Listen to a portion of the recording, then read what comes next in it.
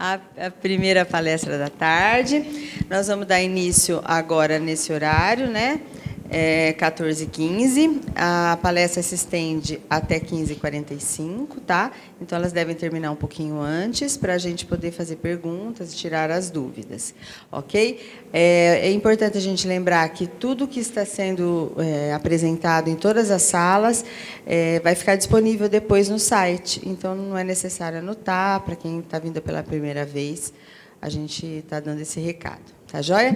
Eu gostaria de chamar aqui, então, Walter do Carmo Correia, de Diadema, gestor de Diadema, que vai moderar esse painel, tá? De abordagem psicossocial após a reforma da Previdência, possibilidades e desafios. Bom estudo a todos, um bom congresso. Valtinho, com você.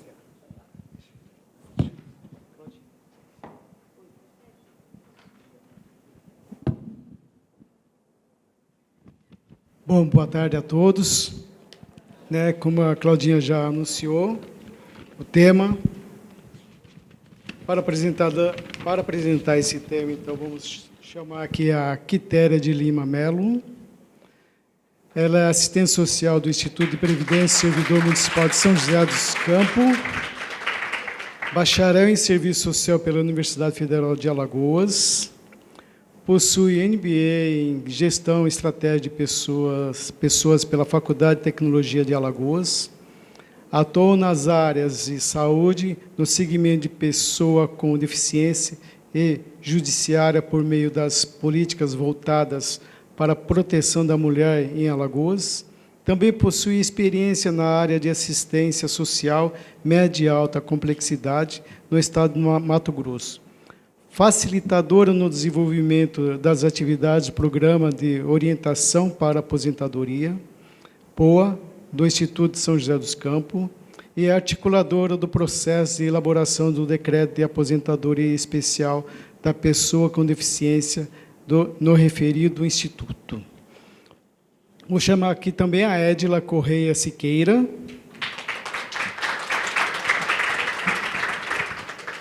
assistente social do Instituto de Previdência de Diadema, IPRED, graduada em Serviço Social pela Universidade Federal de São Paulo em 2014, teve atuação na área de alta e média complexidade da assistência social nos municípios de São Vicente, Praia Grande e Bertioga, e tem especialização em saúde pública, com ênfase em saúde da família. Tá? Meninas, vocês ficam à vontade. Tá?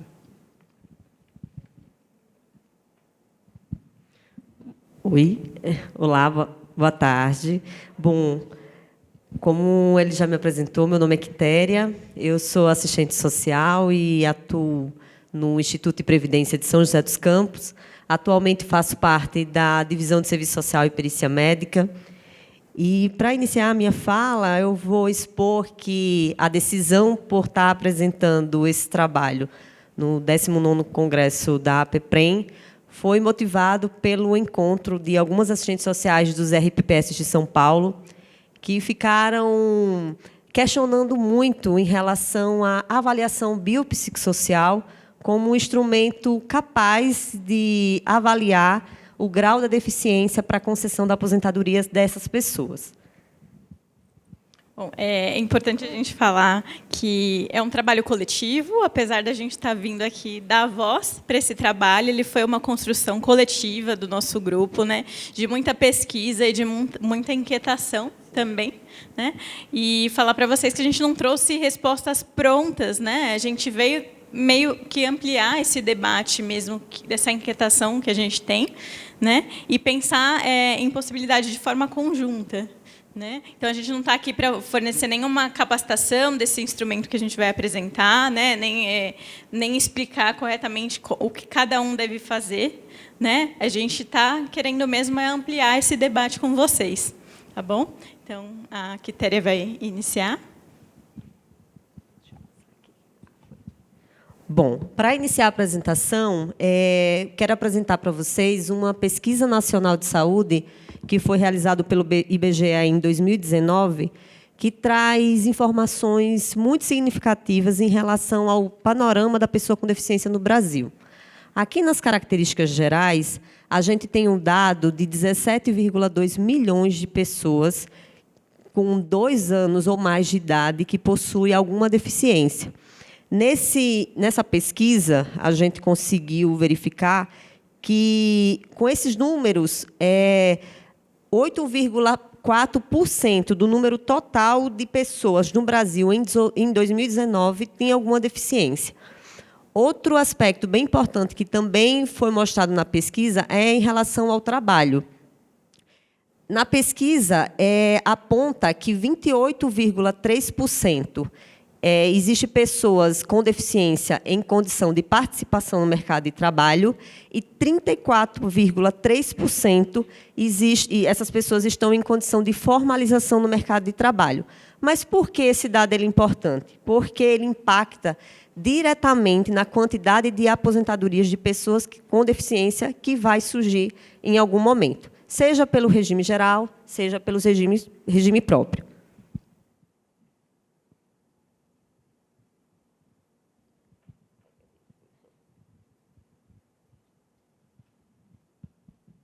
Antes de entrar nos assuntos mais práticos em relação à avaliação biopsicossocial, é importante nos debruçarmos sobre uma parte teórica e, principalmente, das legislações pertinentes às pessoas com deficiência no Brasil. Então, a partir de agora, eu vou trazer alguns conceitos e, após isso, algumas legislações que foram de fundamental importância para a aposentadoria da pessoa com deficiência.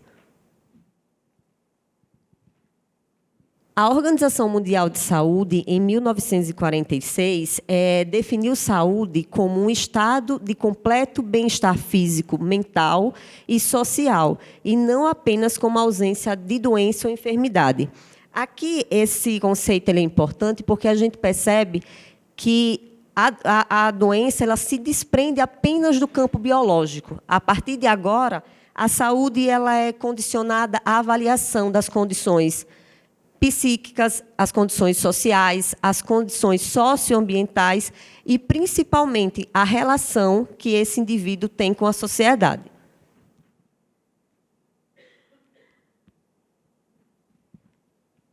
Entendido esse conceito de saúde, agora eu vou explanar para vocês as legislações que merecem destaque e que vai impactar diretamente lá no finalzinho sobre essa aposentadoria da pessoa com deficiência. Estudando sobre esse assunto, a gente consegue perceber que antes as pessoas com deficiência elas eram merecedoras de caridade, mas não existia muita cidadania para elas. Foi a partir da década de 80 que começou, de fato, o Estado intervir nessa causa. E o pressuposto máximo que aconteceu foi com a Constituição Federal de 1988. De fato, ele significou o marco dos resultados das lutas e movimentos sociais que as pessoas com deficiência vinham lutando, né? Em 1990, através da Lei 8.112, existiu a previsão de reserva de vagas em concursos públicos para pessoas com deficiências. E, em 1991, através da Lei 8.160, foi caracterizado o símbolo internacional de surdez. Esse símbolo é muito importante, porque identifica as pessoas surdas, garante acessibilidade e tudo que diz respeito à deficiência auditiva. A Lei 8.213, em 91, designou a Lei de Cotas para pessoas com deficiência. E, em 1994, através da Lei 8.889, ocorreu o passe livre de transporte interestadual, que designou 2 vagas para as pessoas com deficiência nesses meios de transporte. Em 1996, foi nomeada a Lei de Diretrizes e Bases de Educação. E essa lei ela foi de extrema importância, por quê? Porque conseguiu inserir as pessoas com deficiência no ensino regular. Essas pessoas que até então eram esquecidas, que não eram incluídas na sociedade, através da LBA, conseguiu ser inserida. Já em 2000, através da Lei 10.098, ocorreu as questões relacionadas à acessibilidade e Também em 2000 também foi estipulado, através da Lei 10.048, o atendimento prioritário para as pessoas com deficiência, idosos, gestantes e lactantes. Em 2005, a gente teve uma grande conquista, que foi a Lei 11.126, que permitiu a presença de cães que estivessem acompanhando pessoas com deficiência visual. Bom, a apresentação anterior foi um aspecto geral das legislações. A partir de agora, a gente vai focar bem nas legislações pertinentes à aposentadoria da pessoa com deficiência. Então, um marco para isso foi a Lei Complementar número 142, de 2013. Ela regulamenta o inciso 1 do artigo 201 da Constituição Federal, no tocante à aposentadoria da pessoa com deficiência, e ela define o tempo de contribuição, a depender do grau da deficiência, que a pessoa precisará comprovar para se aposentar. Então, temos aqui a deficiência grave. O homem, se ele tiver 25 anos de tempo de contribuição e 20 anos a mulher, ela consegue se aposentar. 29 anos, tempo de contribuição, o homem, e 24 anos a mulher, se ela possuir uma deficiência moderada. E a deficiência leve, que são 33 anos de tempo de contribuição, se for homem, e 28 anos, se for mulher. Independentemente do grau, 60 anos de idade, se homem, e 55 anos de idade, se mulher. É válido ressaltar que, nessa questão aqui de independente do grau, aí existe um afeto, né, na questão do salário.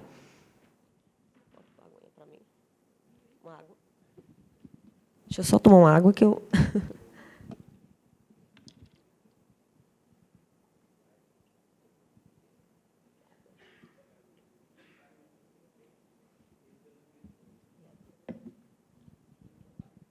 Bom, passou 2013, chegamos em 2015. E 2015 foi um ano muito importante para as pessoas com deficiência no Brasil. Por quê? Porque foi promulgado o Estatuto da Pessoa com Deficiência. Ela é a Lei Nacional número 13.146, e, como eu coloquei, ela foi realizada em 6 de julho de 2015. Ela é a lei mais ampla de proteção e promoção de direitos das pessoas com deficiência no Brasil. Além disso, o primeiro esboço da lei surgiu em 2000. Ela abrange as leis, decretos e portarias anteriores. E aqui existe uma ressalva que antes a pessoa com deficiência, até mesmo na Constituição, era identificada como pessoa portadora da deficiência. Com o Estatuto, isso mudou. Ela começa a ser chamada e identificada como pessoa com deficiência. Então, usar a nomenclatura pessoa portadora de deficiência está em desuso. Continuando aqui, o Estatuto da Pessoa com Deficiência busca promover e assegurar, em condições de igualdade, o exercício dos direitos e das liberdades fundamentais da pessoa com deficiência, visando principalmente a inclusão social, porque, como eu coloquei no início, antes as pessoas com deficiência eram vistas de uma maneira de caridade, mas elas não recebiam cidadania por isso. Busca também a não discriminação e o direito à capacidade civil, e ela reafirma direitos à saúde, à educação, moradia, cultura, esporte, turismo, lazer e trabalho. Outra coisa bastante importante, significativa, porque se alguém tiver a oportunidade de conversar com alguma pessoa com deficiência, a primeira coisa que essas pessoas colocam é: veja o que é pessoa com deficiência. E o Estatuto trouxe isso. Ele conceituou, de fato, o que é pessoa com deficiência. Então, considerando pessoa com deficiência, aquela que tem impedimento de longo prazo, de natureza física, mental, intelectual ou sensorial, o qual, em interação com uma ou mais barreiras, pode obstruir sua participação plena e efetiva na sociedade em igualdade de condições com as demais pessoas. Nesse conceito, eu chamo bastante atenção sobre essa questão das barreiras, porque essa questão impacta diretamente na aplicação da avaliação biopsicossocial. Posteriormente, eu vou estar explicando Mas essa palavra vocês vão escutar muito, principalmente na apresentação da Edla e na minha também.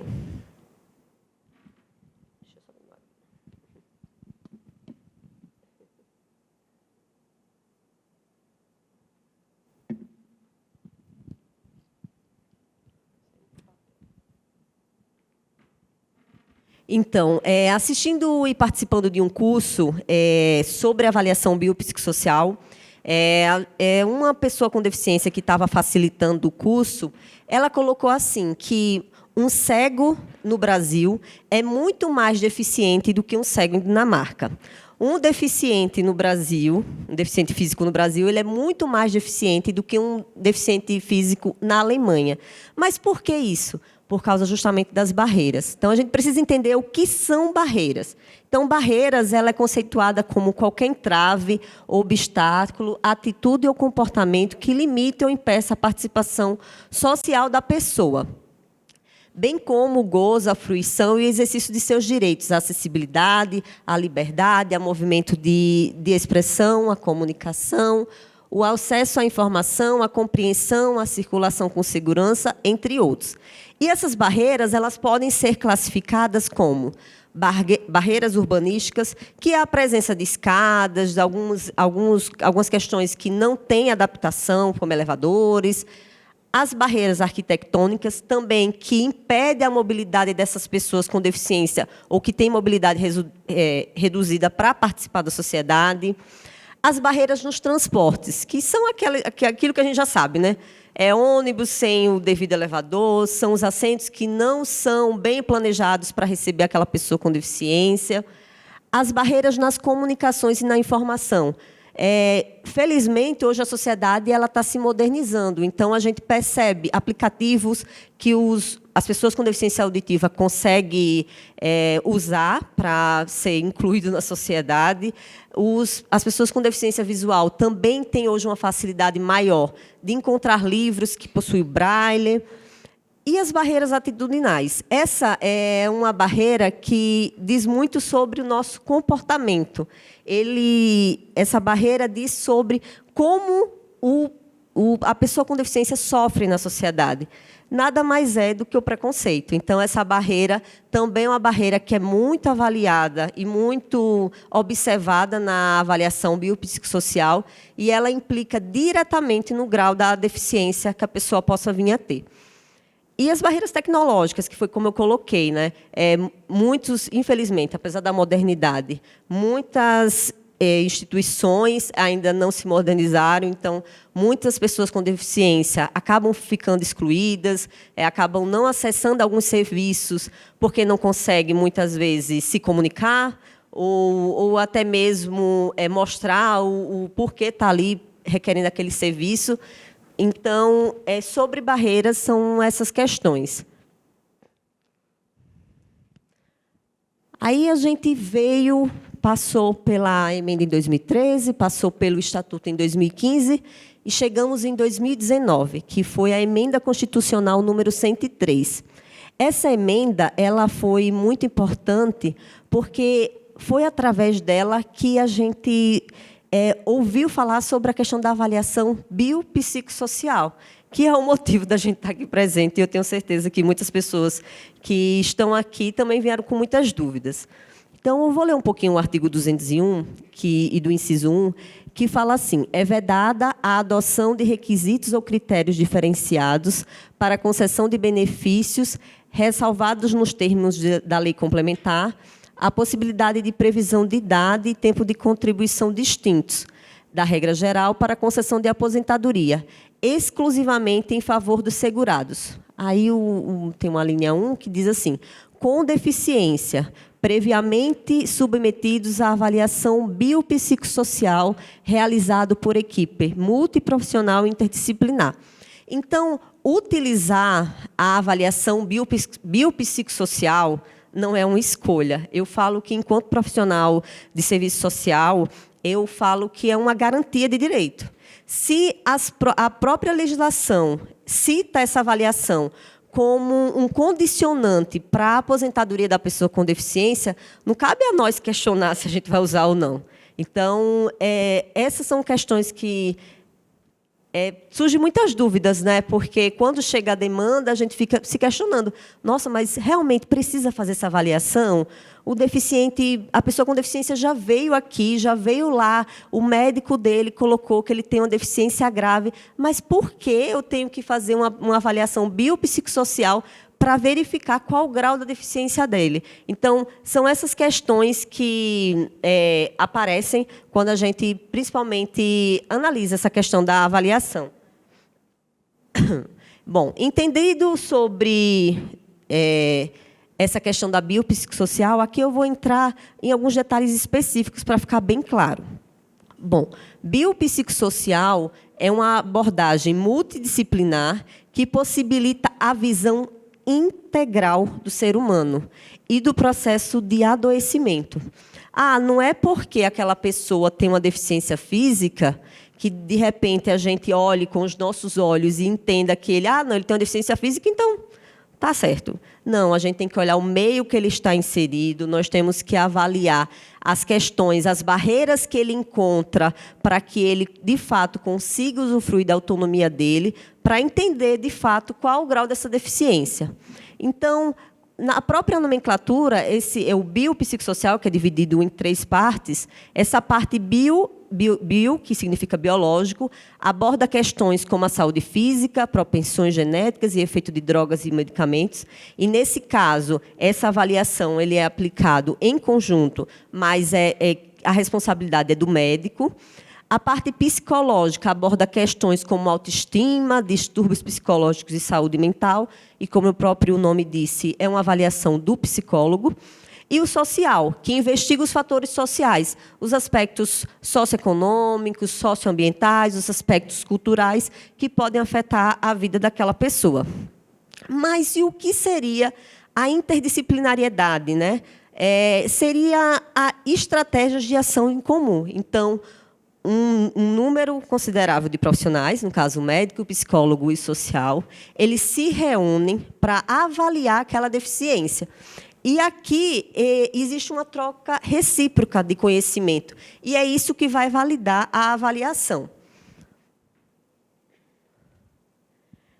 Entendido toda essa parte da legislação, que eu comecei de uma maneira geral, né, de uma maneira mais ampla, expondo as conquistas da pessoa com deficiência no Brasil, vindo depois para as questões referentes à aposentadoria, é uma coisa que nós não podemos confundir, que é a aposentadoria por incapacidade permanente e a aposentadoria por tempo de contribuição para a pessoa com deficiência, porque são coisas diferentes, são coisas importantes e que é uma realidade dos institutos de RPPS.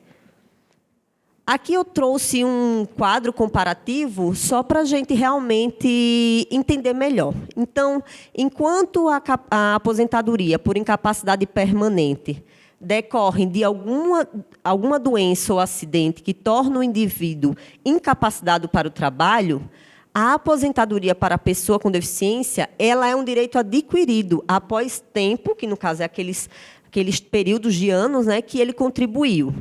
Enquanto a aposentadoria por incapacidade, o benefício ocorre de forma compulsória, que é avaliado através do médico pericial, após avaliação em junta, a aposentadoria para a pessoa com deficiência é moldada pela avaliação biopsicossocial, através de equipe multidisciplinar.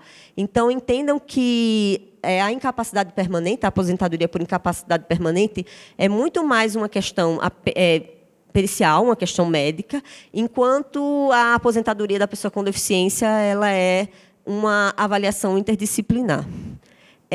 No INSS, a contribuição mínima é de 1 ano para a aposentadoria por incapacidade. E essa questão é muito importante, que a aposentadoria por incapacidade ela é possível de reversão se superada a condição de incapacidade. E, enquanto isso, a aposentadoria para a pessoa com deficiência é irreversível.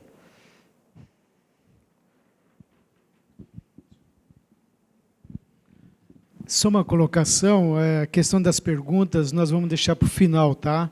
Na hora que terminar, aí vocês podem fazer as perguntas, tá? Obrigado.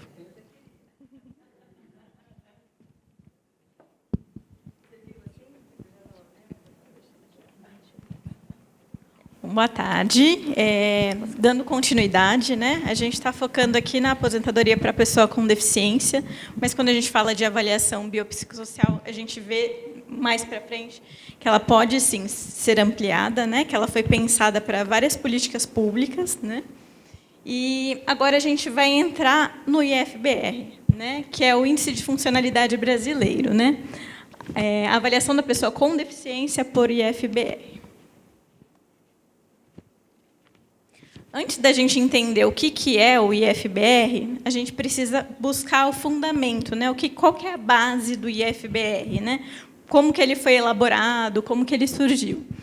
Todo mundo aqui acho que já passou pelo médico e teve algum diagnóstico que apresentou a CID, por exemplo. Acho que todo mundo aqui tem ideia do que é a CID, né? Quem não tem. É um código que ele é utilizado para que a gente fale a mesma língua, independente de onde a gente esteja, né? Que todos os profissionais consigam, por meio do diagnóstico, entender, ter uma linguagem em comum, né?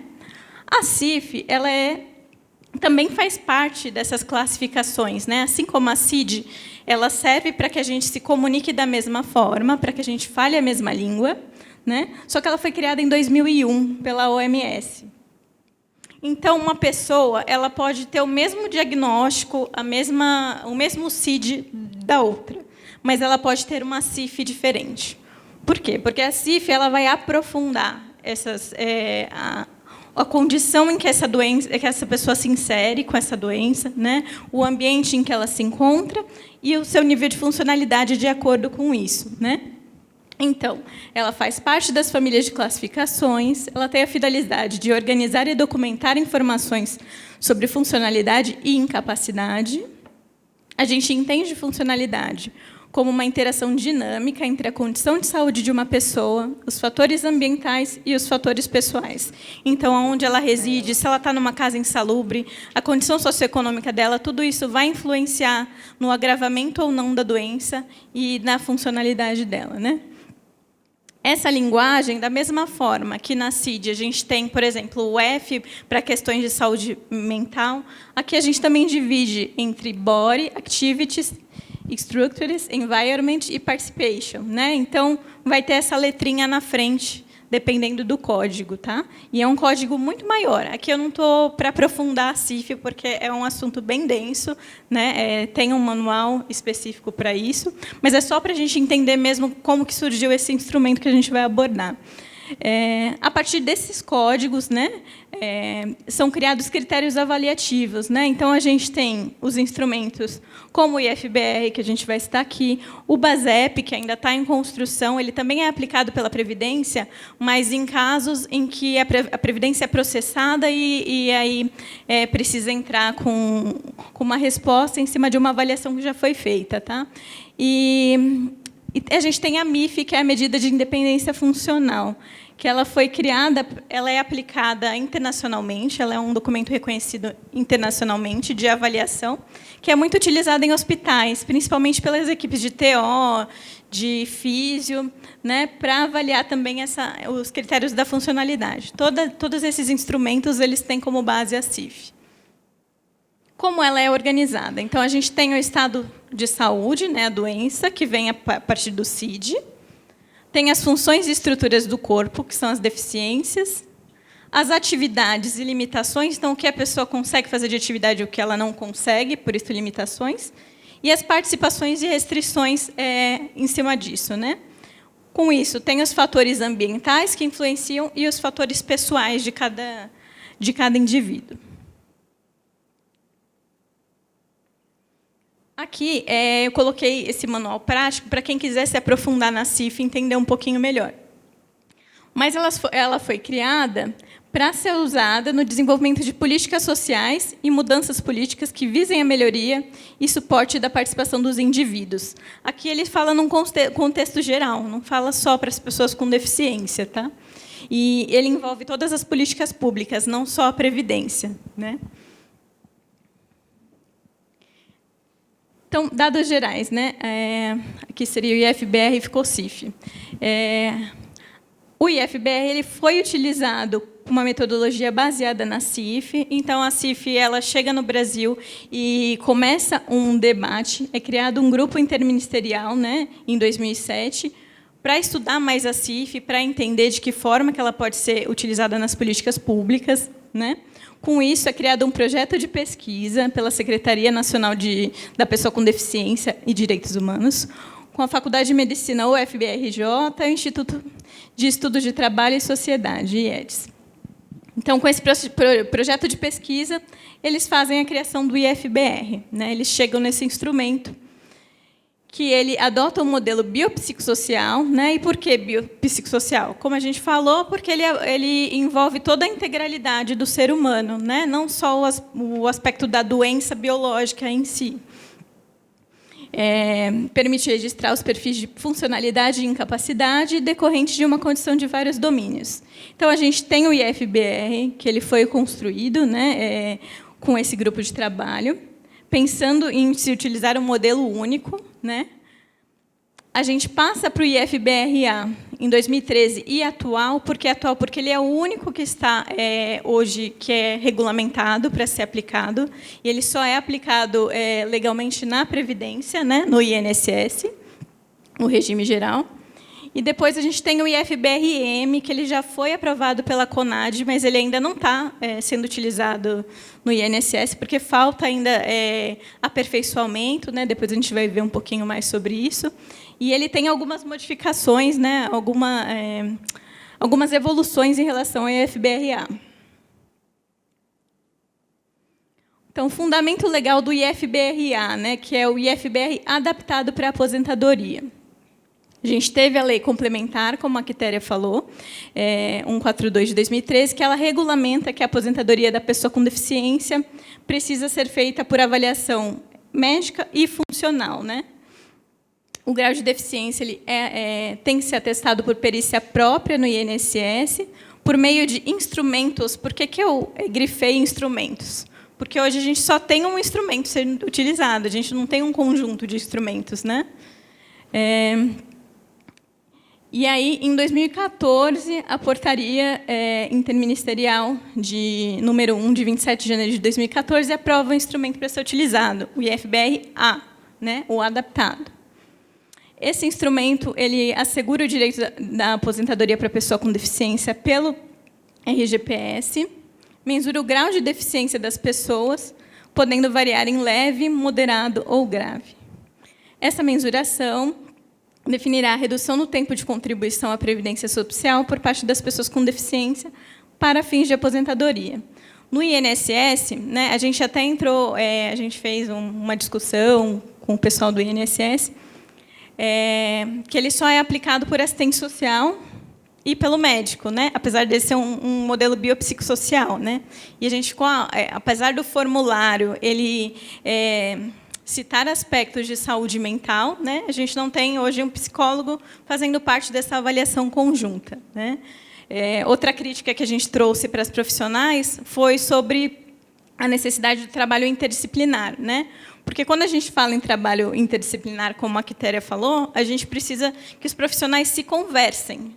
Essa avaliação não pode ser feita de forma separada, né? Então, a pessoa vai lá, passa na sala do médico, depois passa na sala da assistente social, cada um dá sua notinha, junta e deu um resultado. Não é assim.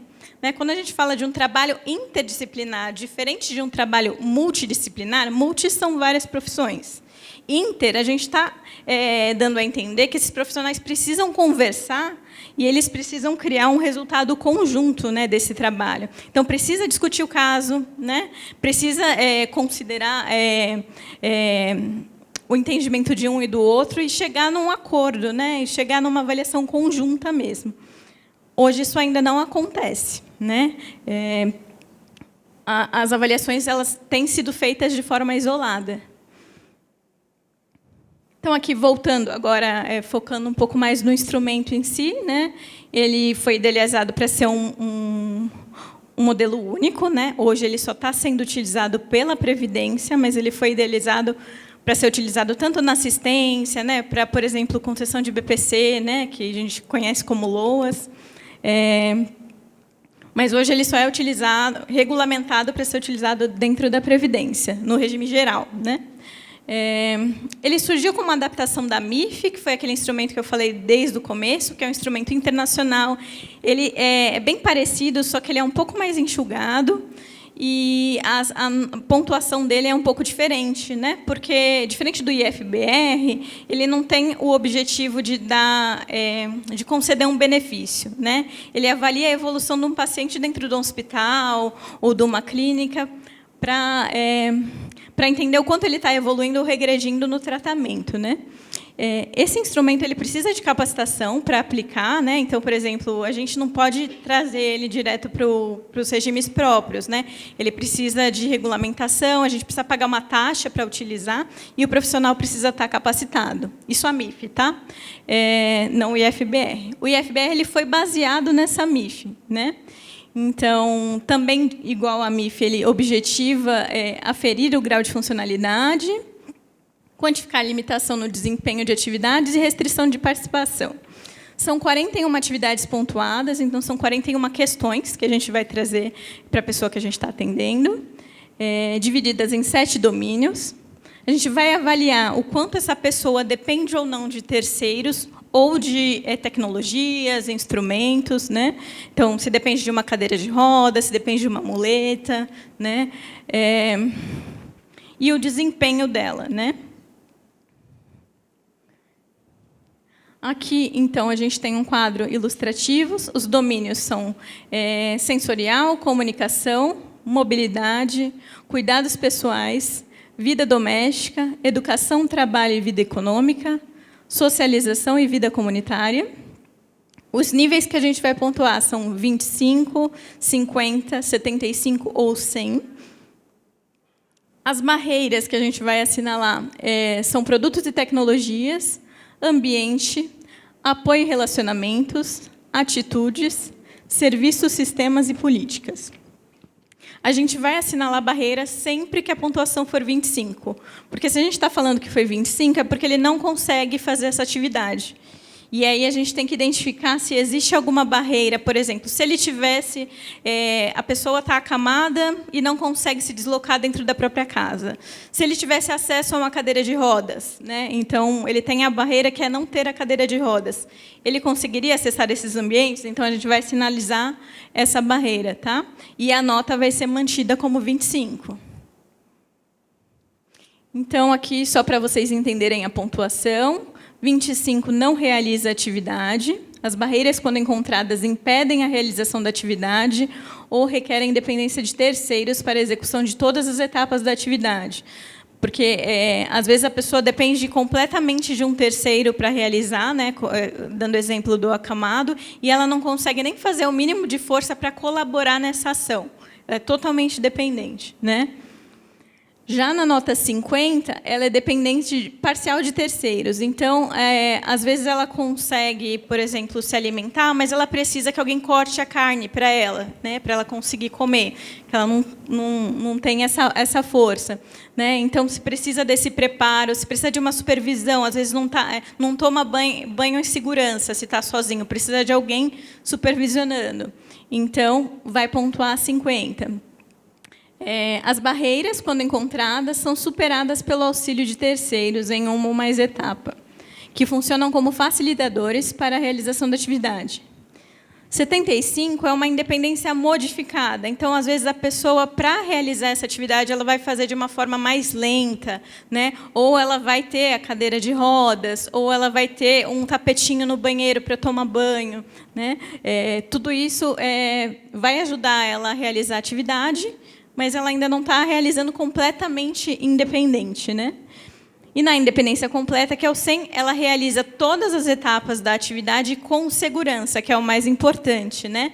Porque às vezes a pessoa responde no questionário que ela consegue, mas às vezes teve quedas, né? Ou às vezes, por exemplo, a pessoa não utiliza a fralda geriátrica, mas ela tem acidentes durante o último mês, teve acidente de fazer xixi e tal.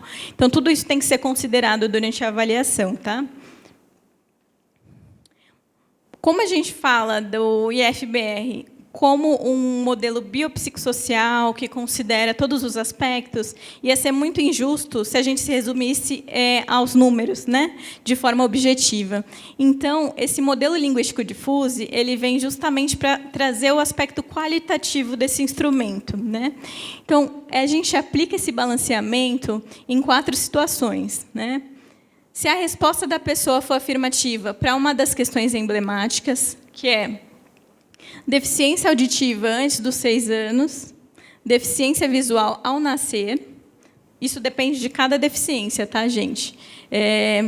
Desloca-se somente com o uso de cadeiras de rodas, ou, no caso de deficiência intelectual e mental, não consegue ficar sozinho em segurança. Outra situação que a gente vai assinalar é se ela não dispõe do auxílio de terceiro sempre que necessário. Então, às vezes, é uma pessoa que ela está em risco social, né? Então, ela não tem familiar, não tem condições econômicas para um cuidador, ela precisa de terceiros, mas ela não tem essa condição de ter alguém sempre que necessário. Nesse caso, vai aplicar o modelo linguístico difuso, tá? Pontuação 25 ou 50 para alguma das atividades dos 2 domínios relevantes, né? Então, dependendo do tipo de deficiência, ela vai ter um domínio que é mais relevante. Se assinalou 25 ou 50 nesse domínio, vai aplicar o modelo linguístico difuso. 75 em todas as atividades de algum domínio. Então, como que se aplica, né? Cada deficiência vai possuir esses 2 domínios sensíveis, né, como eu falei, dependendo da deficiência. Na auditiva vai ser comunicação e socialização. Na deficiência visual vai ser mobilidade e vida doméstica. Na deficiência motora, mobilidade e cuidados pessoais. E na deficiência intelectual, cognitiva mental, a vida doméstica e socialização. Então, nesses daqui, se pontuar 25 em algum, ou 50 em algum deles, vai aplicar o modelo linguístico difuso, né? Ao aplicar toda a pontuação daquele domínio, ela vai cair para a menor nota atribuída, né? Então, o que eles aconselham a gente fazer? Eu vou aplicar meu formulário, eu vou dar as notas que eu considerei para cada atividade. Se eu identifiquei, né, que vai aplicar um modelo linguístico difuso, eu vou imprimir outro formulário igual e eu vou aplicar a menor nota no que ele considerar que tem que aplicar, né? Então, a gente vai estar com 2 formulários diferentes, né? Esses 2 formulários vão para o resultado final. A gente vai considerar o nível de deficiência após a aplicação do FUSE, mas é importante a gente ter o formulário original junto, tá? Tanto o assistente social quanto o médico perito vão fazer isso. Aqui. Acho que foi na ordem errada, né?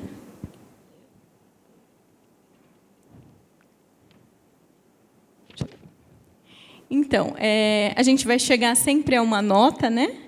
Quando a deficiência for grave, a pontuação vai ser menor ou igual a 5.739. Quando a deficiência for moderada, a pontuação total vai ser maior ou igual a 5.740, menor ou igual a 6.354.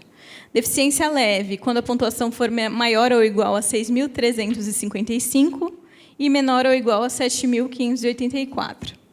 Pontuação insuficiente, que já aconteceu até com uma colega nossa, vai ser maior ou igual a 7.585. Aqui a gente colocou só para vocês visualizarem, né? Mas se vocês pesquisarem, vocês conseguem acessar esses formulários, tá? Tem, inclusive, uma página, acredito que seja utilizada pelo INSS, que você consegue jogar no sistema essas informações. A parte da avaliação médica pericial, né? Precisa colocar a data da avaliação, né? Até porque se a gente está falando de funcionalidade e de ambiente, essa condição pode mudar dependendo da data, né? Então, é importante assinalar a data em que foi aplicado, até se foi diferente ou não do médico, entre o médico perito e o assistente social, o tipo de deficiência, a CID, a data do início dessa deficiência, né? Que às vezes é ao nascer, às vezes é a partir de algum acidente, a avaliação do serviço social.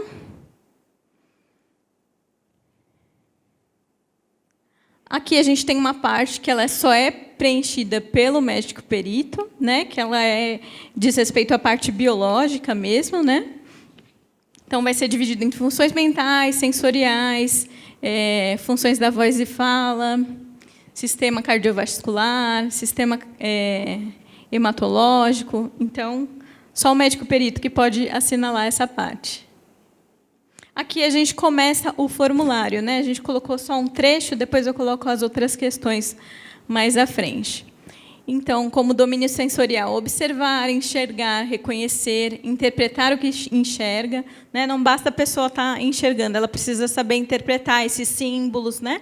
E aí a gente vai levar em consideração, novamente, os aspectos socioeconômicos. Às vezes a pessoa não foi alfabetizada, né? Mas ela entende o símbolo de uma placa, entende um desenho, né?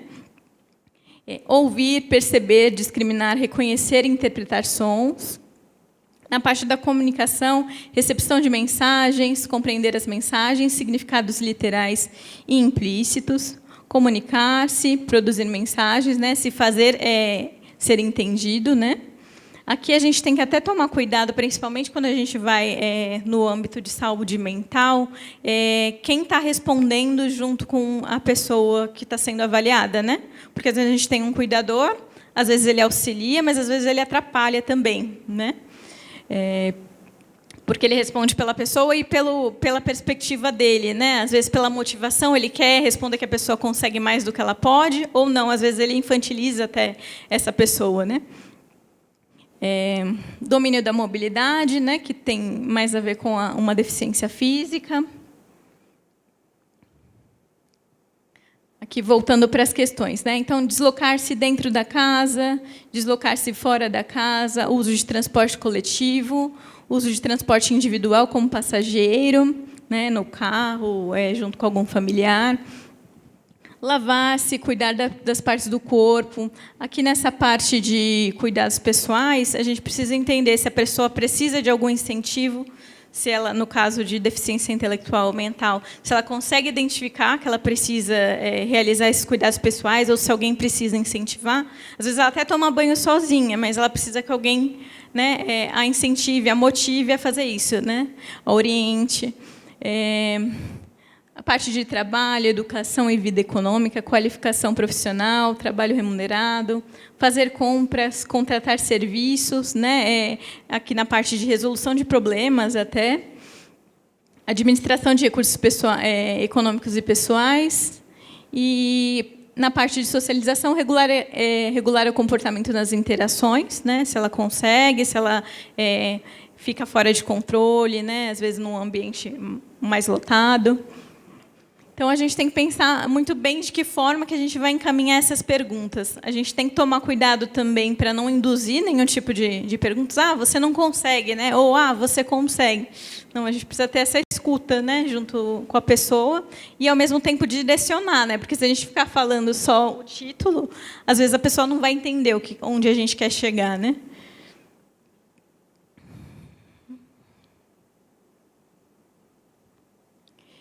Então, como a gente já abordou aqui, essa deficiência ela vai ser grave, moderada ou leve, ou pode ser que a pontuação seja insuficiente para a concessão desse benefício. Aqui, a gente falou do IFBR-A, né? Está em construção o IFBR-M, já pensando na aplicação em outras políticas públicas. Ele ainda não está completamente finalizado, né? Ele foi pensado em ser um modelo mais plural, né? Que contemplasse aspectos distintos do humano. Então, esse formulário ele separa entre criança e adulto, né? E adolescente, que é importante, né? Porque algumas atividades, algumas questões, elas não vão caber no nível de uma criança que está em desenvolvimento, que está aprendendo, né? Então, esse formulário, se ele vai ser aplicado em todas as políticas públicas, ele precisa ser diferenciado, né? Ele tem uma dimensão socioeconômica, né? Que ele fala um pouquinho da parte da renda, de onde ela mora, que o IFBR-A não tem. foi pensado como um modelo único, está em aprimoramento, né? Saiu uma resolução do CONAD, mas ele ainda não está regulamentado. A gente teve a notícia, até vindo para cá, de que saiu um decreto presidencial, né? Que está sendo feito um grupo interministerial de trabalho para retomar, né, esse FBRM e para avançar, né, ver se vai dar continuidade, se ele vai ser modificado. Então, agora, dia 10 de abril, que saiu esse decreto presidencial. Agora, a gente vai falar um pouquinho sobre as experiências, né, nos institutos.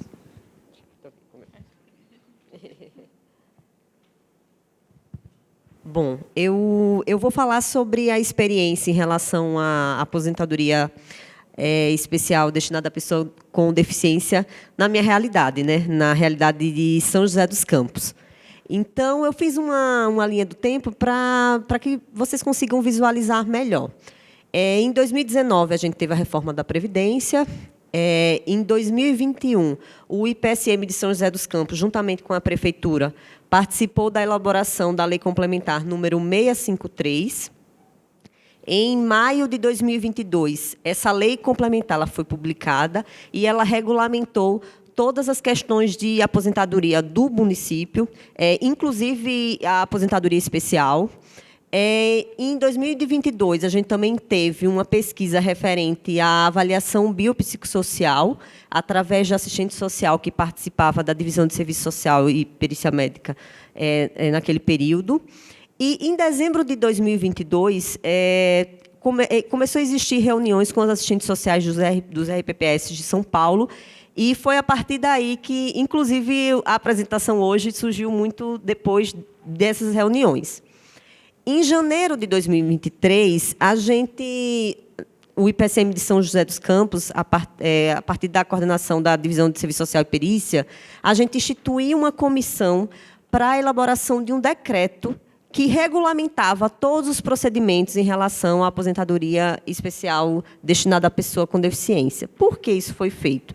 Era uma demanda urgente, começou a surgir processos de pessoas requerendo a aposentadoria da pessoa com deficiência, são servidores que já contribuíram lá ao tempo, e essa demanda era urgente, né? O serviço social trabalha com a garantia de direitos. Então, essa comissão ela foi criada para sinalizar a importância dessa aposentadoria, não só para o Instituto, mas também para esses servidores que possivelmente vão estar requerendo ou que já requereu a aposentadoria. Essa comissão ela foi formada por servidores da casa, que, no caso, que representava a superintendência. Nós também tivemos representante da divisão de procuradoria. Tivemos um representante da divisão de benefícios, que ele é PCD.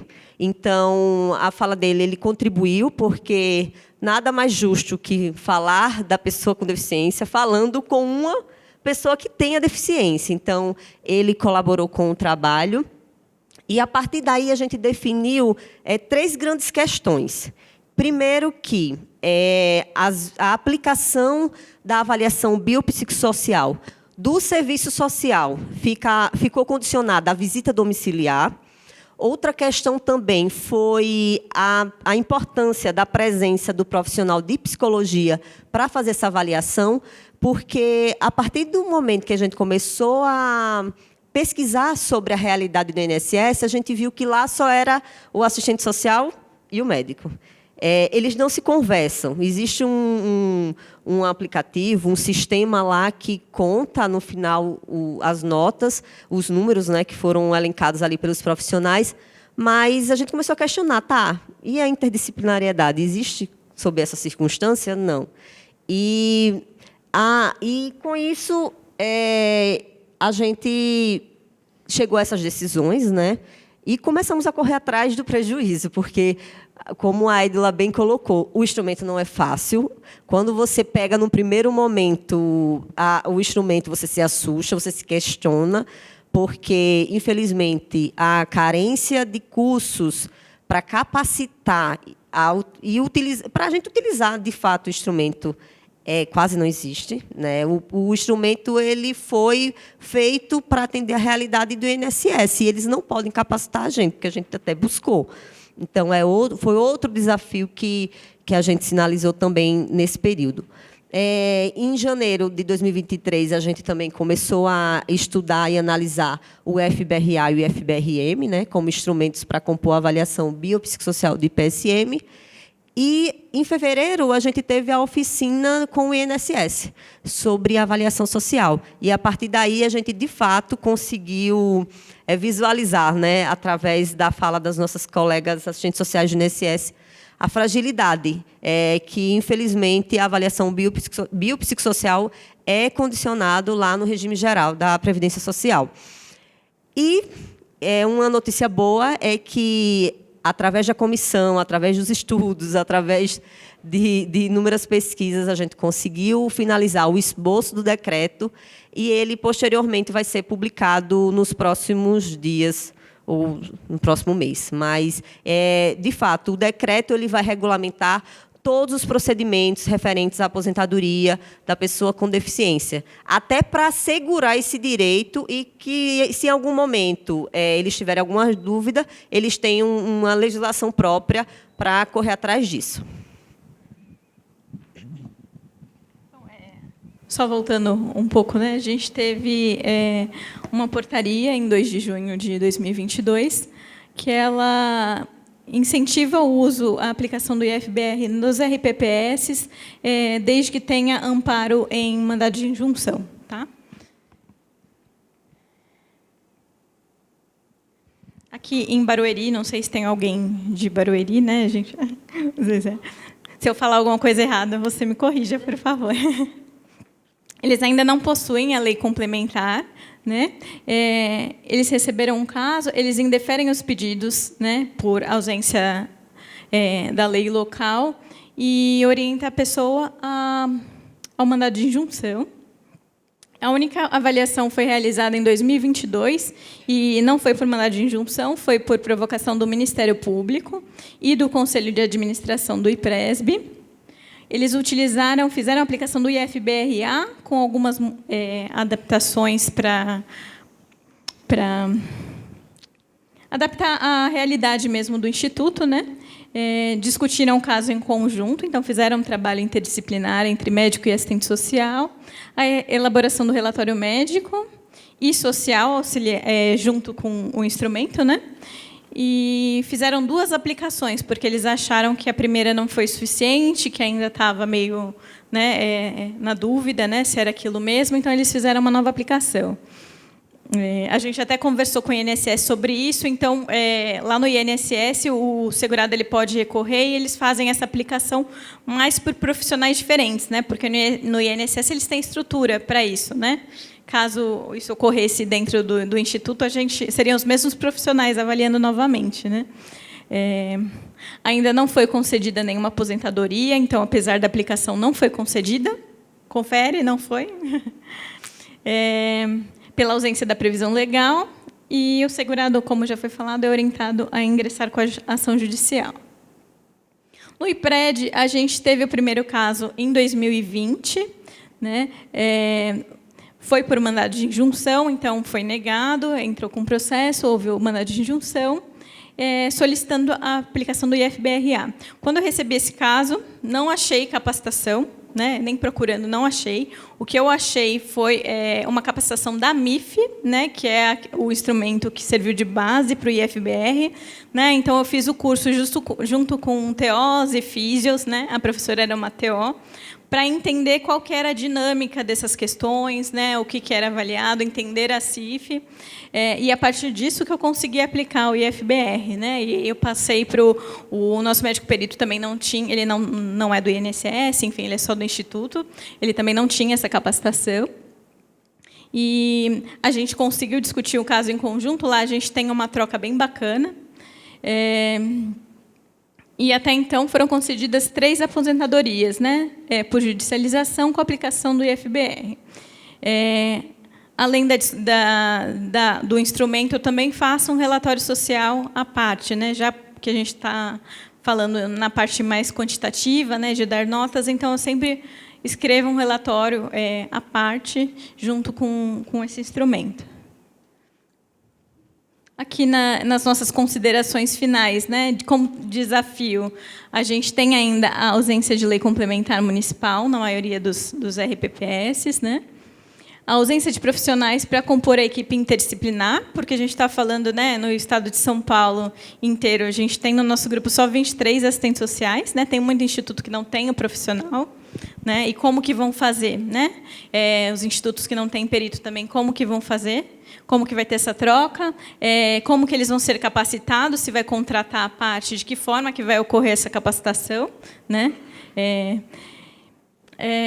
Como desafio da judicialização, a gente tem os custos, né? Que os custos são para o instituto e são para o segurado em judicializar esse processo e às vezes a demora, né? E a necessidade de legitimação dos direitos da pessoa com deficiência mesmo, que, como vocês viram, é um longo processo, né, da gente tentando afirmar os direitos dessa população, e a gente não pode continuar negando ou trazendo impedimentos, né?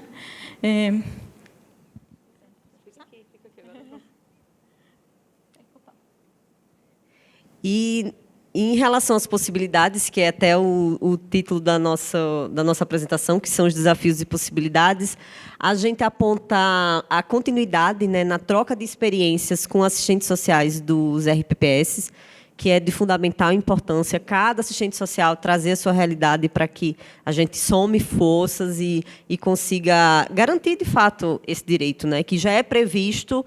E, além disso, continuar o diálogo com o INSS, né, porque o regime geral, apesar de ter suas especificidades, também trabalha com a questão dos benefícios previdenciários e, muitas vezes, o servidor ele é aposentado lá pelo regime geral, depois vem requerer pelo RPPS, então a gente precisa caminhar de mãos dadas, apesar de ter particularidades bem diferentes. Como possibilidade, adequações na realidade interna, a informatização do instrumento, que hoje o INSS usa, tem hoje um sistema para isso. Então, existe essa possibilidade da gente também informatizar o nosso sistema para que a gente possa utilizar nos nossos institutos. E a ampliação do espaço de debate com demais categorias, municipal, estadual e nacional. Isso eu falo que é uma possibilidade e um desafio ao mesmo tempo, né? Porque, infelizmente, a gente sabe que a nossa categoria, enquanto serviço social, ela é fragilizada, como a Edla bem colocou. Ainda existe um número muito restrito de profissionais nos institutos. Então, de fato, ampliar o debate vai fortalecer e, em troca disso, quem vai ganhar somos os profissionais, mas também todos os servidores. A elaboração, aqui, como a Edla colocou no início, ele foi construído coletivamente pelos assistentes sociais. Esteve presente a Aline Oliveira, da Ituprev, Anderson de Siqueira, do IPSMI, Carla de Matos, do IPRESB, Edla Correia, IPRED, Lucimara, do Rio Preto, Prev, Márcia Ivone, do IPSA, Silvana Filgueira, do Parnaíba, IPREV, Maria Conceição, do IPSM-SJC, eu, do IPSM-SJC, a Raíza, também, do IPSM-SJC, e a Sueli, do IPRESB. Aqui são as referências para a construção desse material e dessa apresentação. E aqui são os nossos contatos, o meu e o da Edla. Obrigada, gente. Obrigada, gente.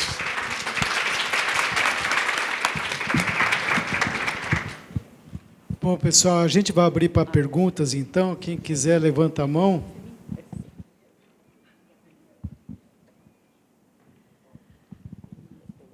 Quitéria, eu sou presidente do Instituto de Previdência de Leme, né? E assim, é um assunto que me interessa bastante mas assim, apesar de advogada, nesse aspecto eu sou super burra mesmo, assim, não entendo muito desse. Mas há uma discussão, e eu digo que a gente tem a preocupação de não ser insensível com relação a essa questão, né, das pessoas com deficiência, mas já ocorreu no meu município pleitos de funcionários públicos querendo uma aposentadoria diferenciada, né, uma legislação diferenciada com relação à condição, né, de portador de deficiência. E aí tem aquela discussão do ingresso no serviço público com cotas, né? Então, isso é uma discussão que sempre a gente fica, eu acredito, meio assim, preso, né? Então, eu fico pensando, quando eu discuto esse assunto, e totalmente leiga no aspecto social, enfim, né, psicológico e tal, como a pessoa, por exemplo, um exemplo simples, uma surdez moderada, a pessoa usa o aparelho, ela entrou com cotas, tá? E ela quer se aposentar antes do tempo. Ela quer uma legislação especial porque ela é portadora de deficiência. Então, eu gostaria que vocês me explicassem assim, como que é essa avaliação. Porque, como no caso de portador de incapacidade, isso já é um assunto bastante discutido, a emenda constitucional falou bastante sobre isso, a gente já fez lá em Leme a reforma do município, né? Existe, né, a famigerada reabilitação, que hoje é obrigatória e tal. Então, assim, como pensar nessa outra possibilidade, né? Ele entrou com cotas, quer dizer, ele foi absorvido pelo mercado numa condição especial, né? A gente sabe que é pouco, não estou discutindo mérito disso, mas eu estou dizendo que na hora de avaliar e dos estudos para fazer a legislação nesse aspecto, como que a gente se orienta nesse sentido, né? Esse caso de uma surdez, por exemplo, me pegou bastante.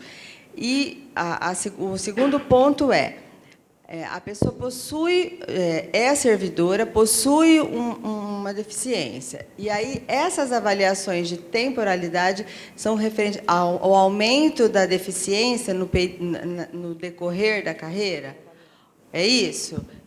São essas duas questões que eu queria... Então, acho que são vários aspectos para a gente considerar, né? Primeiro que existem casos, né, de incapacidade da pessoa, que ela entra por uma condição de deficiência, mas ela acaba entrando em um afastamento, em um auxílio-doença, né, recorre à situação da deficiência, né? E isso gera custos, né? Que isso geraria uma aposentadoria por invalidez, por exemplo, que é de incapacidade, que seria uma aposentadoria muito rápida, né? E talvez trouxesse maiores custos, né? A aposentadoria para a pessoa com deficiência, ela é por um tempo de contribuição, né? E aí ela entra mais no rol de aposentadorias especiais, como seria para um professor, como seria, entendeu? E nisso a gente vai avaliar o grau. Então, se for uma deficiência leve, ela vai ter que trabalhar mais para se aposentar. Se for uma deficiência mais grave, quer dizer, ela tem mais dificuldade, mas ela não está afastada por auxílio-doença, ela está trabalhando, ela está contribuindo, assim como os outros segurados, né?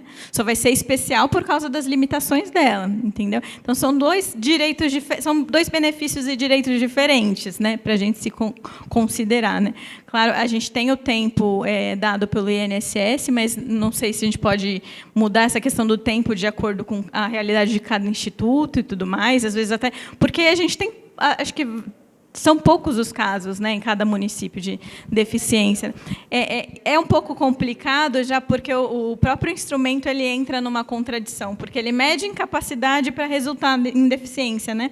Então, isso acaba deixando a gente confuso, né? Mas, quando a pessoa tem direito a uma aposentadoria por deficiência, ela está contribuindo e ela está agindo ativamente. Não significa que ela está inválida e aí tem que aposentar. E ela escolhe, né, se ela vai se aposentar agora ou não. Não é uma aposentadoria compulsória, né? Então, ela pode trabalhar mais, né? Ela tem essa opção também. E outra questão é que, por exemplo, nesse caso dessa pessoa que tem uma deficiência auditiva moderada, esse diagnóstico de moderada veio através do CID. Então, quando a gente for fazer a aplicação da avaliação do formulário, né, da avaliação biopsicossocial, isso pode mudar. Então, isso também é um desafio. Esse trabalho de sensibilização com os servidores que vão estar requerendo a aposentadoria especial também cabe a nós. sensibilizar isso, porque eu tenho uma deficiência física grave, tá, mas o diagnóstico de deficiência física grave é baseado apenas na CID, no código que identifica a sua deficiência. E a funcionalidade? Porque, vamos lá, uma pessoa que tem uma deficiência física grave e tenha todas as condições de autonomia e independência, talvez, quando a gente aplicar o questionário da avaliação biopsicossocial, ele esteja lá na deficiência moderada, porque ele tem todos os requisitos, ele tem acessibilidade, ele tem um carro adaptado, o trabalho dele tem todas as adaptações, diferente de uma pessoa que tem uma deficiência física grave e que não tem nenhuma condição. De fato, o grau dele tende a ser grave. Então, são essas questões que confundem, de fato, né? Além dessa questão da incapacidade, da aposentadoria especial para a pessoa com deficiência, também trabalhar essa sensibilização com eles. A outra questão foi... eu falo na questão do argumento. Sim. Sim, sim. Isso. Exato. Inclusive... Exato. Essa é a importância de ter dos institutos terem os seus decretos, para estarem todas as questões regulamentadas, para que tudo seja o mais público e o mais transparente possível, para que as pessoas, quando requererem essa aposentadoria, elas já vão cientes de todo o processo, né?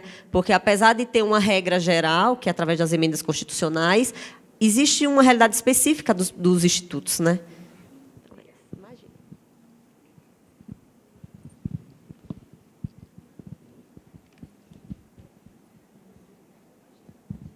Oi, boa tarde. Sou Márcia, do Instituto diretora administrativa do Instituto de Ubatuba. A dúvida é, essa avaliação biopsicossocial quer dizer que vai avaliar o deficiente, no caso, a pessoa com deficiência, no meio que ela vive. Então, como você mesmo disse, se ela morasse na Alemanha, ela poderia nem ser considerada. Então, isso é que vai definir se ela vai ter o direito ou não à aposentadoria com deficiência e qual o grau, exatamente baseado na avaliação biopsicossocial, porque a gente já compareceram 2 pessoas alegando assim, agora o autismo está previsto como uma doença está relacionada na pessoa com deficiência, tá? É previsto como uma deficiência. Eu fiquei meio assim, mas como? Ela falou, não, um grau, e eu tenho outra pessoa também, eu tenho um problema de visão, que, no caso, tem a monocular, que é da isenção de imposto de renda. Ela falou assim, não, eu tenho o IPEV, que é um instituto, IPESC. Pelo IPESC, eu tenho a doença moderada, e ela vai dar entrada no pedido com deficiência. E eu fiquei pensando assim, como avaliar? Porque a pessoa... está trabalhando, aquilo vai, a doença da visão monocular tem tendência a ficar grave, mas atualmente, eu acho que é isso. Sim, é bem isso mesmo. A avaliação biopsicossocial, como a gente bem colocou, ela não avalia a doença em si, mas a funcionalidade dessa pessoa em relação à deficiência. Entendeu? Então, no caso ali, a gente tem isso, a visão monocular ela é enquadrada como deficiência, mas o grau da deficiência, se os institutos tiverem os seus próprios decretos e legitimarem que vai ser feita uma aplicação do instrumento da avaliação biopsicossocial, quem vai identificar o grau da deficiência vai ser os profissionais daquele instituto. Nós já aprovamos a lei complementar, está previsto na lei, mas a regulamentação, que exato, são esses detalles. Então, são detalhes específicos, mas muito importantes para quem está requerendo e para nós profissionais, até para a gente também estar resguardado, né? Sim. Tipo assim, de quanto em quanto tempo a gente vai poder fazer a reaplicação desse questionário, caso a pessoa não seja enquadrada ali como deficiente, porque pode acontecer. Isso. Ele pode estar requerendo uma aposentadoria especial destinada à pessoa com deficiência e, de repente, a gente aplicar o questionário, colocou ali os pontos, não ser enquadrado. Então, Isso, mas esse questionário só com o profissional.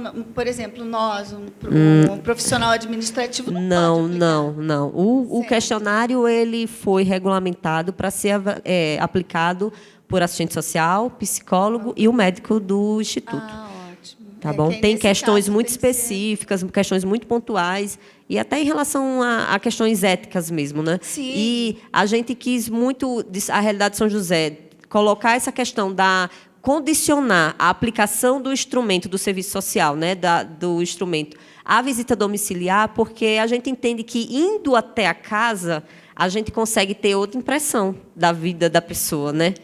Porque uma coisa é você receber ali o servidor que está requerendo a aposentadoria especial da pessoa com deficiência, e ele falar, não, mas na minha casa tem rampa, na minha casa, de repente, eu tenho tudo. Porque, muitas vezes, a aceitação. A pessoa também, algumas vezes, não aceita a questão da deficiência.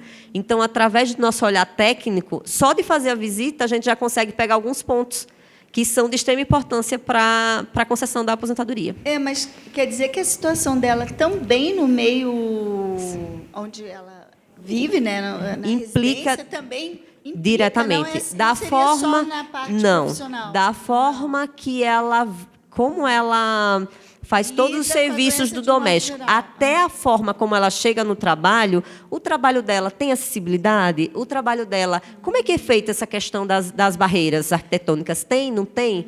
Não fica somente na questão... Eu achava que para a aposentadoria interferia somente as barreiras profissionais. Não, mas não. Também É avaliado todo o meio também. Também, sim. Tá bom, muito obrigada. Só para complementar um pouquinho, como eu falei, a gente entra nessa confusão nesse instrumento específico porque ele foi idealizado para ser utilizado em outras políticas públicas, não só para aposentadoria, né? Mas ele tem questões que perguntam de dentro de casa e tudo mais. Mas só para a gente refletir, né? Uma pessoa com deficiência grave, raramente ela vai ser inserida por um concurso público. Se ela está acamada, entendeu?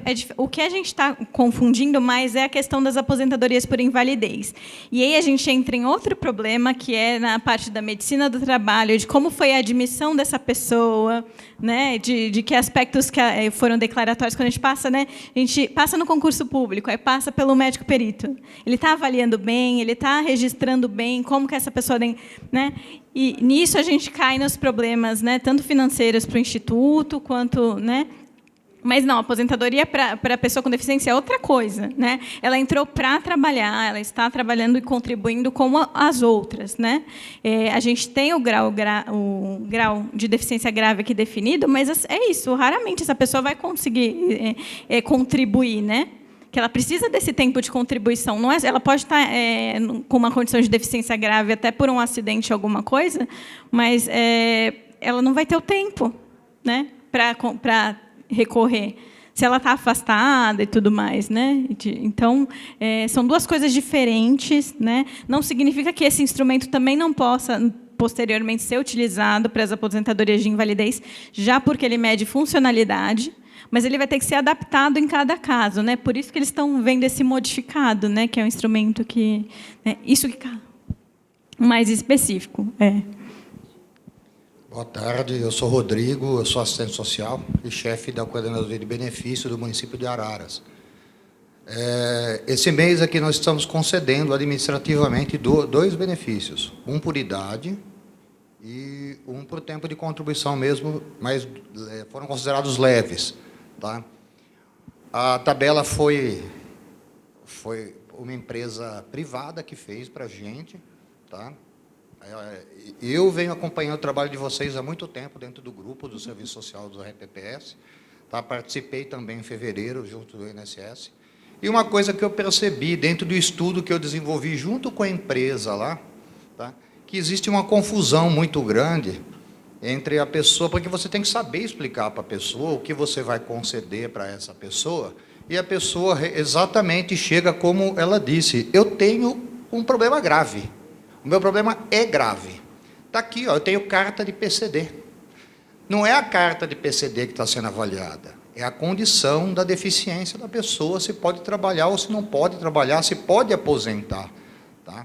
Então, existem vários tipos de avaliação. Então, a avaliação para a pessoa entrar para trabalhar é uma coisa, para a pessoa ser considerada leve, moderada, grave ou insuficiente para aposentar é outra coisa. Então, você tem que saber se posicionar como assistente social, ou, no meu caso, lá como chefe de benefício, explicar para as pessoas, falar, olha, você não foi considerado suficiente ou você foi considerado leve. Mesmo porque, vocês falaram realmente, tem aí, eu estou com o caso de uma pessoa de 50, uma mulher de 55 anos, com 21 anos de contribuição, há mais de 15 anos no cargo, tá?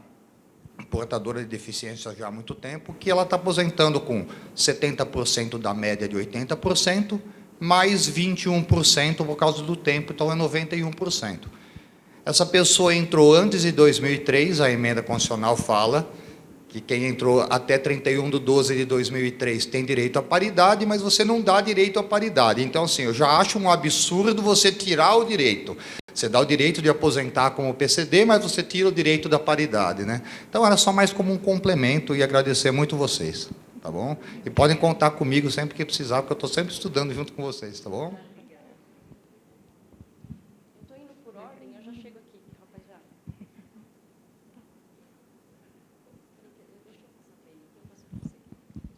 Eu ia fazer a pergunta, mas eu acho que na complementação ela já ajudou bastante.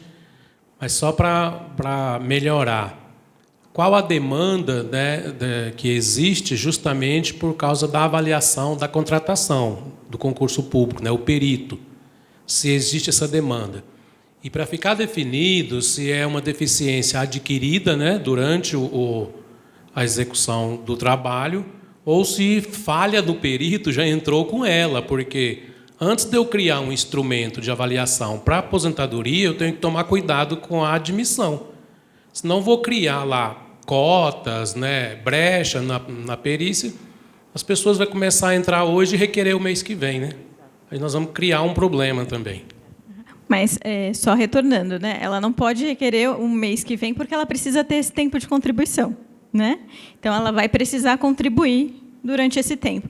Então, a gente tem, por lei, né, essa previsão de que a pessoa com deficiência tem que ser inserida, né? Então, essas cotas elas precisam existir, né?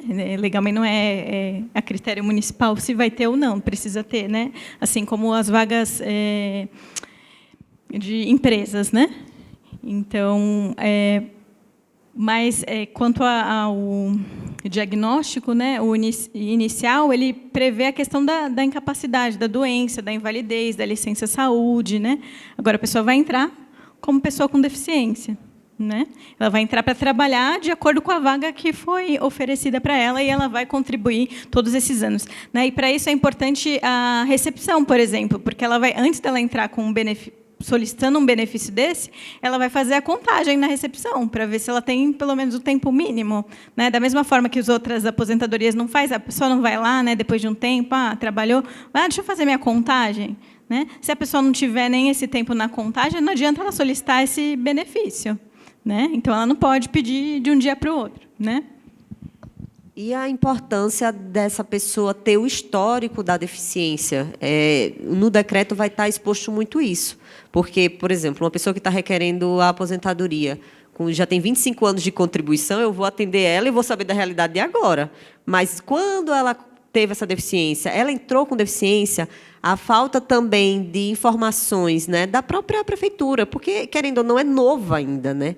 Então, as pessoas com deficiência entravam, mas não tinha assim, né, informações que, de fato, agora que a gente vai começar a conceder as aposentadorias, nós que vamos sentir. E mais ainda os servidores, né? Porque eles também não têm culpa. Então, é uma questão também bem emblemática. É um grande desafio. A verdade é essa, é um grande desafio.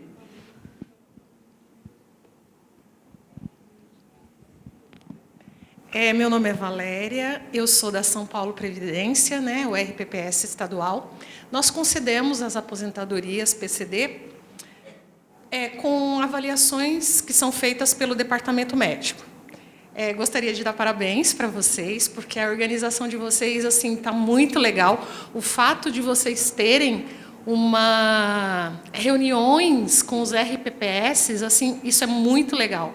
A minha dúvida seria, vocês têm um órgão que faz os laudos, as avaliações para vocês em cada município?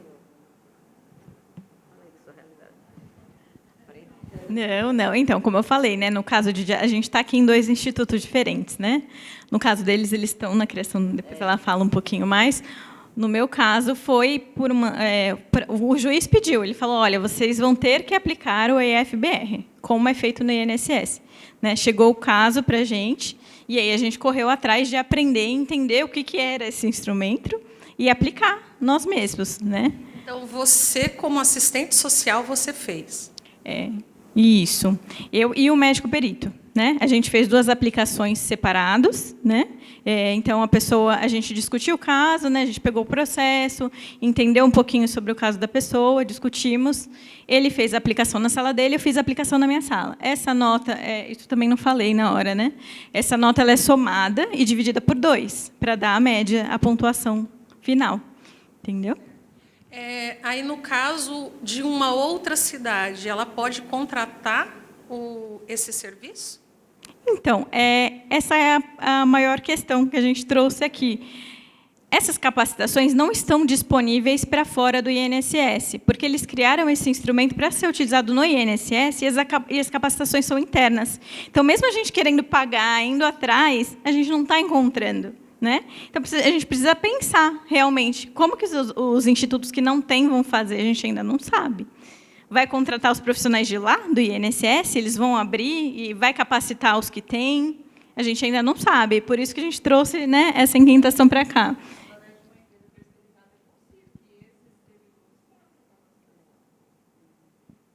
O nosso caso mesmo, a avaliação ela é praticamente copia e cola do RGPS.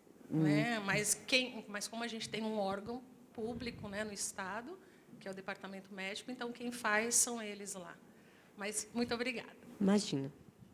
No mundo real, a gente sabe que nós não temos assistentes sociais em todos os institutos.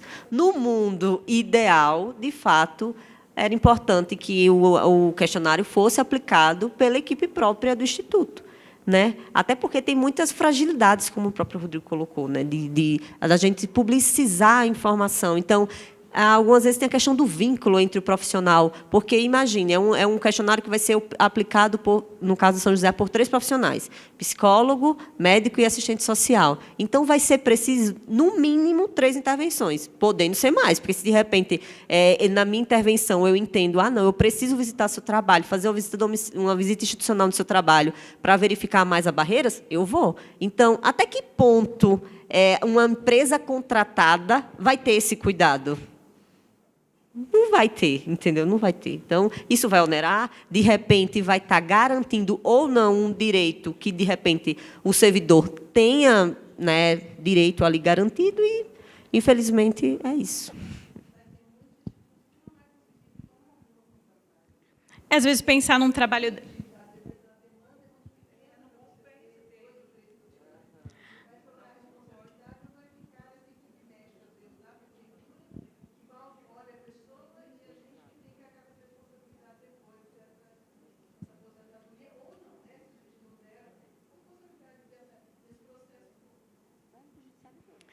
Às vezes, pensar num diálogo com a rede, né, do trabalho, igual você falou, mas aí também precisa capacitar esses profissionais, né, porque, assim, cru, ninguém consegue aplicar esse instrumento sem um mínimo de base. Mas pensar em profissionais que estão na rede, você garante uma continuidade, né?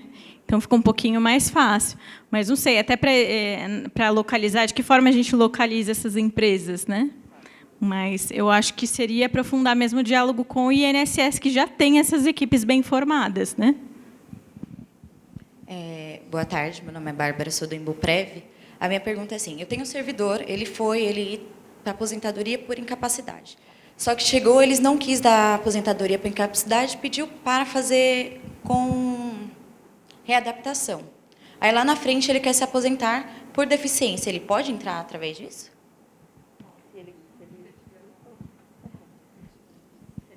Então, ele Isso aí, precisa... Ele não entrou no concurso com cargo de deficiente. Aí ele pegou no meio desse período, ele tentou incapacidade, ficou doente, adquiriu uma deficiência, aí ele foi readaptado. Aí ele pode entrar por aposentadoria. Ele vai precisar ter o tempo de contribuição. Independente. Ele precisa ter o tempo. O que caracteriza ter deficiência, né, é dela ser um impedimento de longo prazo, né?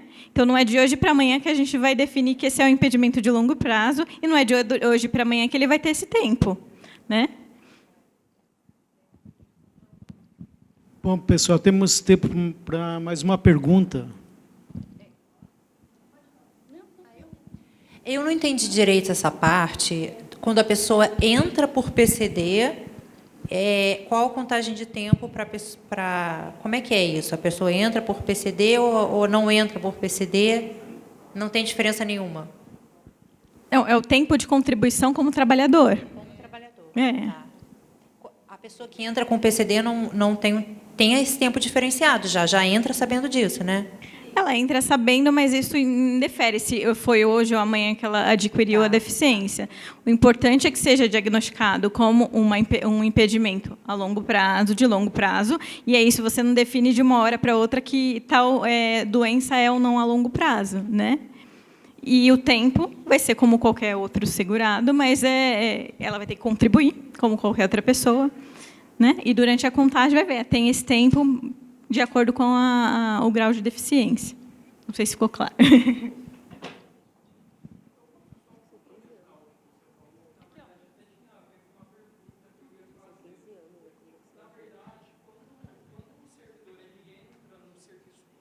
Sem a deficiência e ele adquire uma deficiência depois, a emenda 103, e aí no caso até eu trabalho também com a Valéria, então assim, a gente está falando da lei de São Paulo, né, que nessa parte replicou a emenda 103. Existem conversões de tempo, então o servidor que entra no Estado sem deficiência e ele adquire uma deficiência ao longo do trabalho, a lei diz que a gente vai usar como parâmetro o tempo em que ele ficou, né, mais tempo em determinada situação. Então, vamos supor que ele entrou sem deficiência, mas no meio do caminho ele adquiriu uma deficiência moderada. Ele tinha 15 anos trabalhando sem deficiência. E depois ele começa a trabalhar na categoria, né, com o grau de deficiência definido. Eu vou fazer a conversão desse tempo de deficiência usando um fator que vai contar o tempo para chegar na quantidade que ele precisa de contribuição para para um dos 3 tipos de aposentadoria, né? Ou o grave, ou o moderado, ou o leve. Então, pode ser que o servidor ele também até entre no Estado, no Estado ou no município numa determinada condição, ali com um determinado grau de deficiência, mas depois essa deficiência se agrava e ele passa, por exemplo, de leve para moderado. Eu vou ter que fazer conversões também para chegar num fator único e conseguir ver em qual grau que eu vou aposentar esse servidor. Se, né, vai ser o que ele tiver mais tempo, e aí os outros tempos são convertidos para aquele nível, né, para o grau, aliás, de deficiência. E aí acho que a minha pergunta vinha, mas acabei não fazendo porque o tempo também já tinha acabado, que é no sentido de que é por isso que é importante fazer a avaliação biopsicossocial de pessoas com deficiência de X em X anos, porque se o grau muda, o regime próprio não consegue acompanhar esse histórico do servidor, e aí pode prejudicá-lo, porque às vezes ele acabou tendo a deficiência agravada e na hora de aposentar ele vai ser prejudicado porque ele vai ter que cumprir um tempo maior de contribuição do que deveria.